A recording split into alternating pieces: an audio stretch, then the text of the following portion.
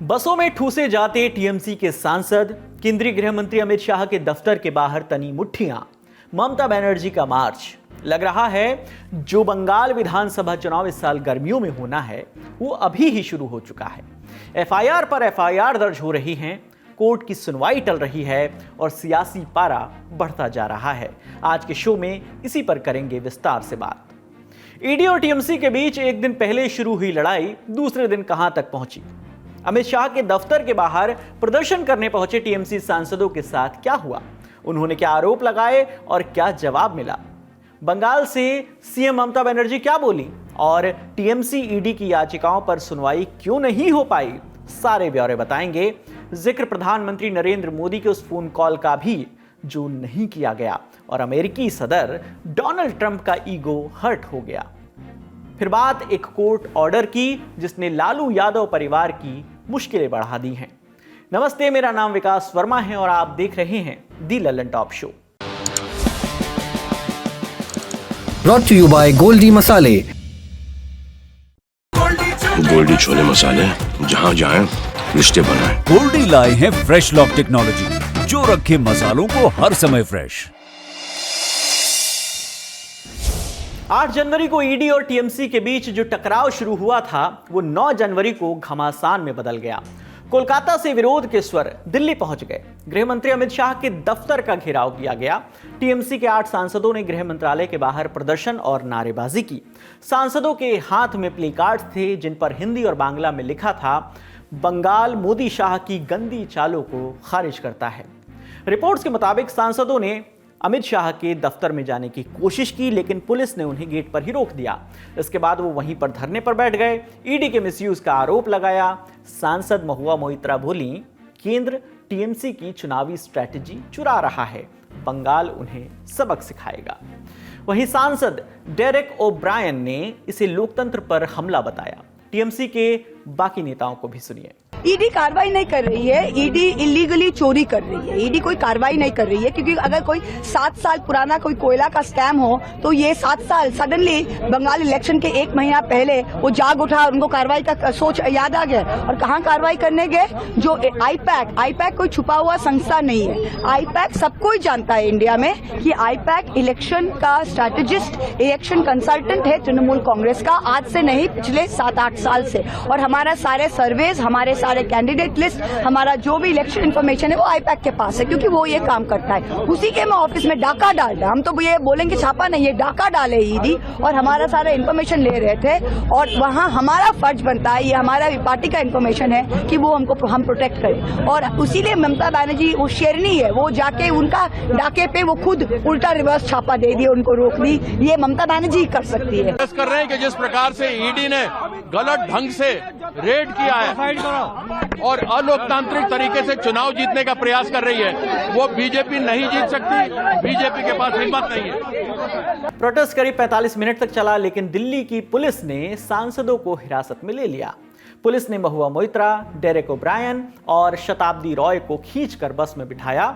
नजदीकी police station ले जाने के बाद उन्हें छोड़ दिया गया। पुलिसिया कार्रवाई की टीएमसी की मुखिया ममता बनर्जी ने आलोचना की। उन्होंने एक्स पर लिखा, गृह मंत्री के दफ्तर के बाहर विरोध करना हमारे चुने हुए प्रतिनिधियों का लोकतांत्रिक अधिकार है। उन्हें सड़कों पर घसीटना कानून का पालन नहीं है बल्कि ये पुलिस का घमंड दिखाने की कोशिश है। इन सब डेवलपमेंट्स के बीच राजनीति गर्माती रही। पक्ष विपक्ष और इससे इतर भी रिएक्शन आए। देखिए, दिल्ली में कुछ शायद उनकी पार्टी के एमपी रह गए होंगे और उनको लगा कि कल जैसे हुई है उसको विरोध प्रदर्शन करना चाहिए, किए हैं। लेकिन मेरा सवाल यह है कि जब बंगाल के प्रवासी मजदूरों ने सारे हिंदुस्तान में कई कई जगह भटकते रहते हैं कामकाज के लिए, रोटी रोजी कमाने के लिए, और उनपे लगातार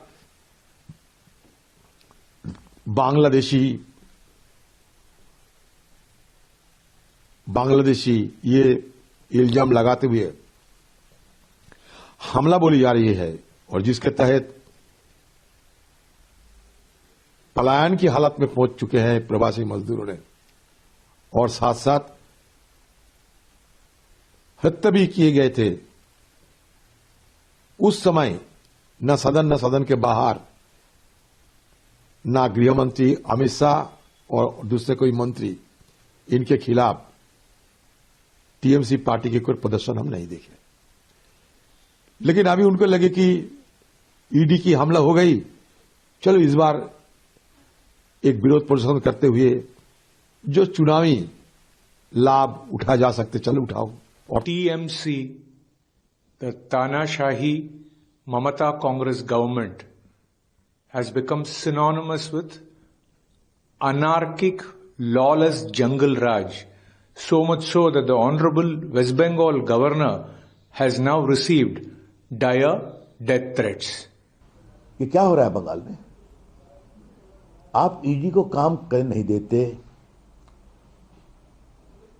कोयला के स्मगलिंग और मनी लॉन्ड्रिंग की जांच जो हो रही है उस मामले में एक व्यक्ति के यहाँ कार्रवाई हो रही है तो आप फाइल छीन लेते हैं, आप डॉक्यूमेंट छीन लेते हैं।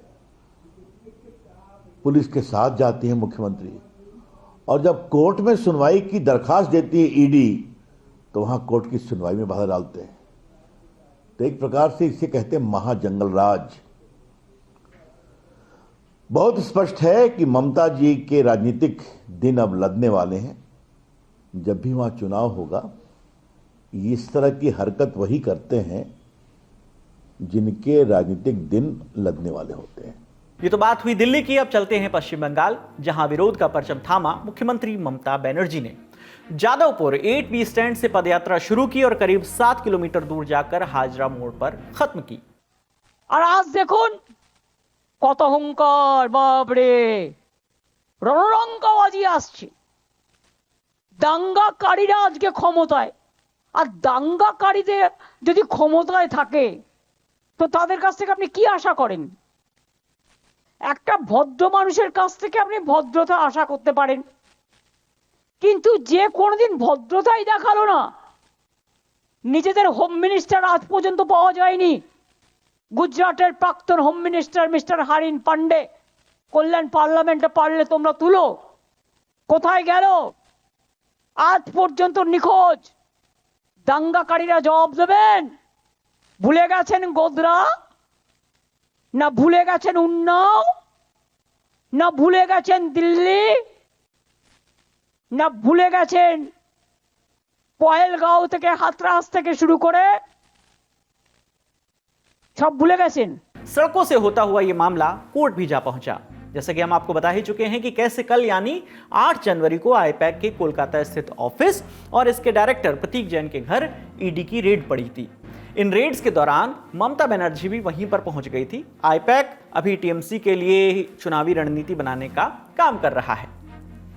ममता ने आरोप लगाया कि रेड के बहाने उनकी पार्टी की रणनीति से जुड़े दस्तावेज चुराए जा रहे हैं। इसका आरोप उन्होंने सीधे केंद्रीय गृह मंत्री अमित शाह पर लगाया। इधर ईडी का कहना है कि ममता बनर्जी ने पुलिस वालों के साथ मिलकर सारे दस्तावेज अपने कब्जे में कर लिए, सरकारी काम में बाधा डाली। सरकारी काम यानी कथित कोयला घोटाले की जांच। अपनी अपनी बातें कहते हुए दोनों पक्षों ने कल ही यानी 8 जनवरी को कलकत्ता हाईकोर्ट में याचिकाएं लगा दी थी, जिन पर आज सुनवाई होनी थी।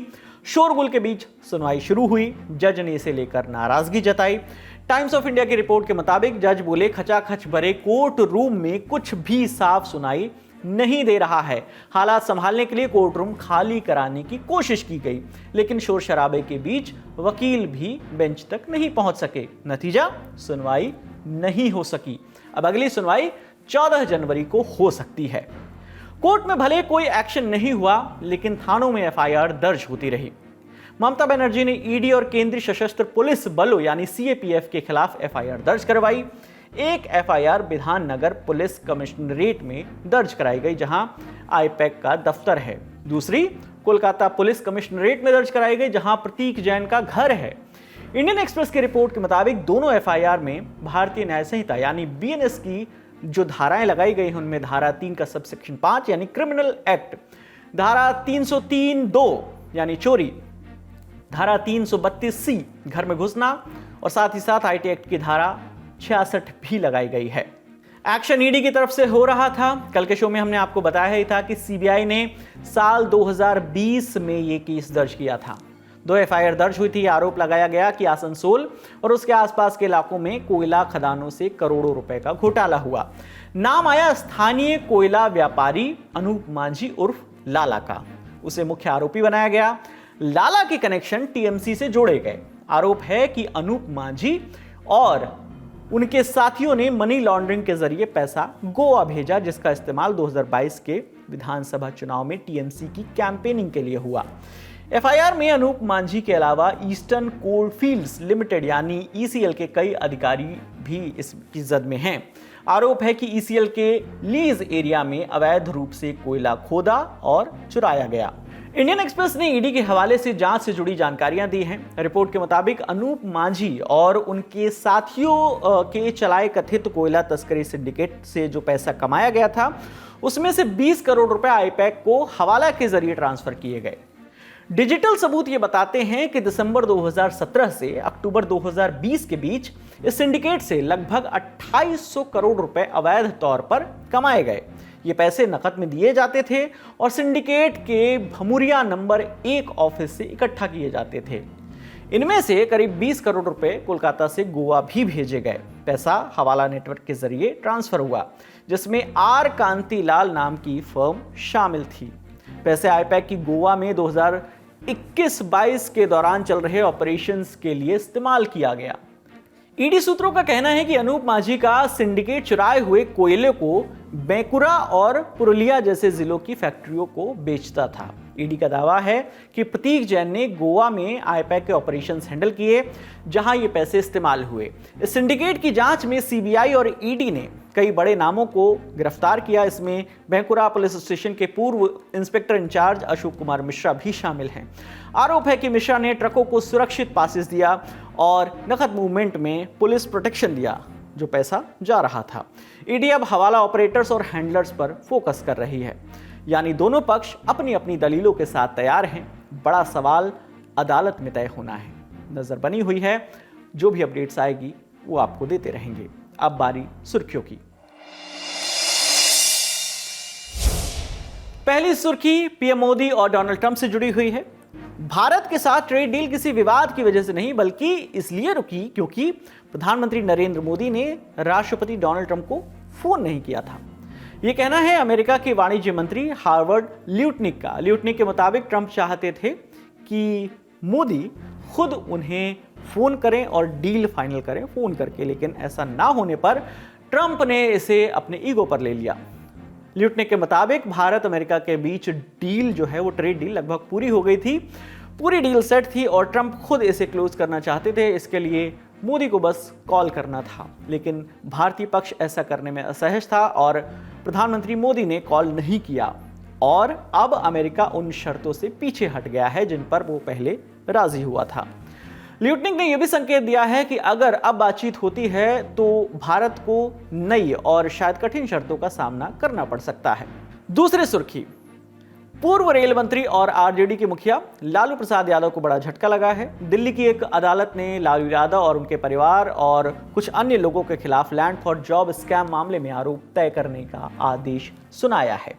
अदालत ने कहा कि लालू यादव ने रेल मंत्रालय का इस्तेमाल अपनी जागीरदारी के तौर पर किया, सरकारी नौकरियों के बदले जमीनें अपने नाम कराई।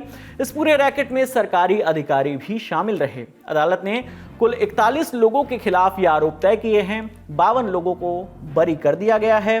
वकील एजाज अहमद ने आरोप तय किए जाने की पुष्टि की है।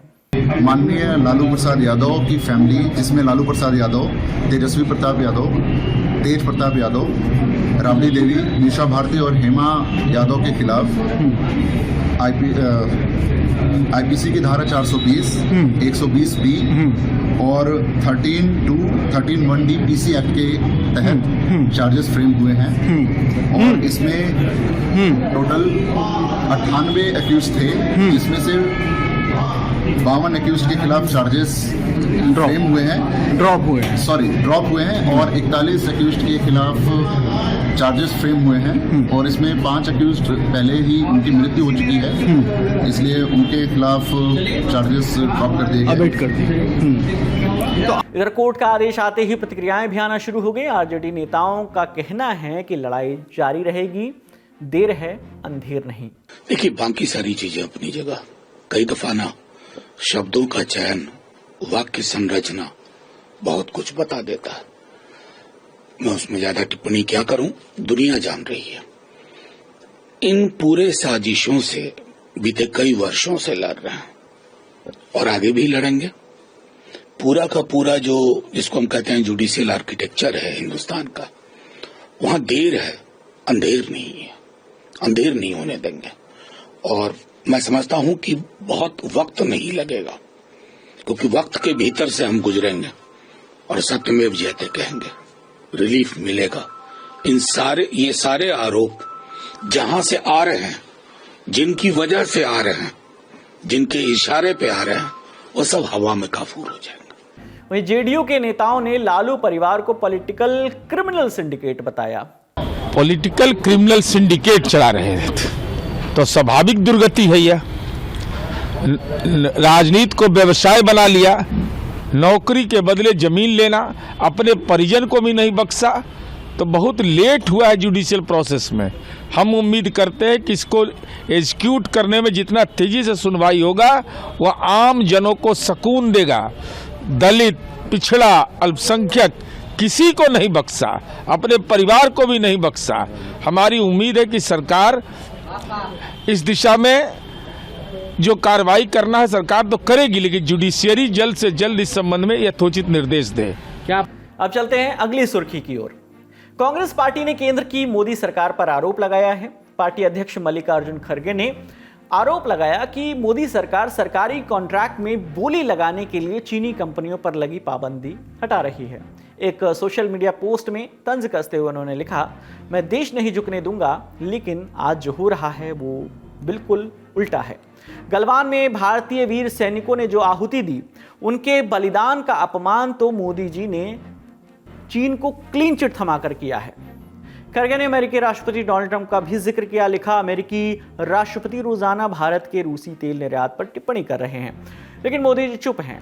सर वाली बात सरेंडर ज्यादा दिखती है। हमारे लिए विदेश नीति मतलब राष्ट्रहित सर्वोपरि होना है। इधर अभी तक इन आरोपों और खबरों पर सरकार की ओर से कोई प्रतिक्रिया नहीं आई है। साल 2020 में मोदी सरकार ने जनरल फाइनेंशियल नियम 2017 में बदलाव किया था और भारत के साथ सीमा साझा करने वाले देशों की ओर से सरकारी खरीद में बोली पर बैन लगा दिया था। आज का ललन टॉप शो यहीं तक। अपना और अपनों का ख्याल रखिएगा। दिन भर मोबाइल में लगे रहो, डेटा खत्म, खेल खत्म, खेल खत्म बेटा। बस यही जिंदगी हो गई हमारी। लेकिन अगर आप अपनी जिंदगी बनाना चाहते हैं तो आइए शनिवार 10 जनवरी को पटना के बापू सभागार। उस दिन है लल्लन टॉप का बिहार अड्डा। और कुछ लाइनें भी हैं। लाइनें जैसी हैं कि मुरेठा हो या शॉल हो, भूजा हो या बवाल हो, लेकिन आ रहे हैं पवन सिंह और आ रहे हैं कई सारे कलाकार। होगा लल्लन टॉप क्विज, मिलेगा गुलाबी वाला तकिया। अगर जीतना है, अगर आना है, अगर देखना है, अगर सुनना है, अगर मिलना है तो thelallanTop.com पर बने हुए लगे हुए बैनर पर जाइए, रजिस्ट्रेशन पर क्लिक करिए, रजिस्ट्रेशन करिए और पहुंच जाइए जनवरी के सबसे धाकड़ इवेंट में। हजरात हजरात हजरात, गाना बजाओ।